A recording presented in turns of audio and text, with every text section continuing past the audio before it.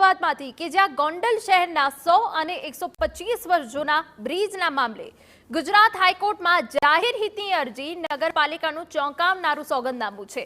બંને હેરિટેજ બ્રિજના સમારકામ માટે પૈસાની અછત હોવાનું સોગંદનામામાં નગરપાલિકાએ ઉલ્લેખ કર્યો છે। સંવાદદાતા રોનક વર્મા વધુ વિગત આપી રહ્યા છે। રોનક, પૂરી વિગત। बिल्कुल थी गोंडल में जो ऐतिहासिक ब्रिज आवेला है, जे ब्रिज जे ते समयना जे राजा महाराजाओए बंधावेला हता अने तेनी जर्जरित हालतने लईने गुजरात हाईकोर्ट में एक जाहिर हितनी अरजी करवामां आवी हती।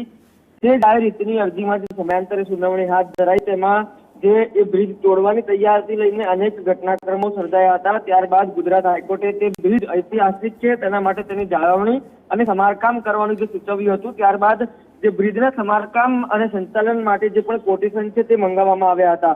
आ ब्रिजने समारकाम करवानो खर्चो 35.42 करोड़थी વધુનો હતો। જે બંને બ્રિજનું સમારકામ જે સમાવે છે તેનું જે રખરખાવનો એટલે કે ફંડની કમી હોવાનું જે નગરપાલિકાનું ચોંકાવનારું સોગંદનામું હાઈકોર્ટ સમક્ષ રજૂ કરવામાં આવ્યું છે।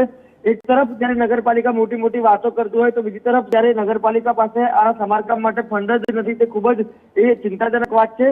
નગરપાલિકા દ્વારા જે શહેરી વિકાસ વિભાગની ઉપરાંત જે નાણાં વિભાગ છે તેના પાસે જે વધુ જે ફંડ છે તેની માંગણી કરવામાં આવી છે। તમામની વચ્ચે જ્યારે રાજ્યના ઐતિહાસિક વારસાના રખરખાવ માટે આ પ્રકારની સ્થિતિ હોય તે ખૂબ જ ચિંતાજનક છે। હવે આગામી સમયમાં ગુજરાત હાઈકોર્ટમાં જ્યારે સુનાવણી હાથ ધરાય છે ત્યારે કોર્ટનું કેવું વલણ રહે છે તેના પર સૌની નજર રહેશે।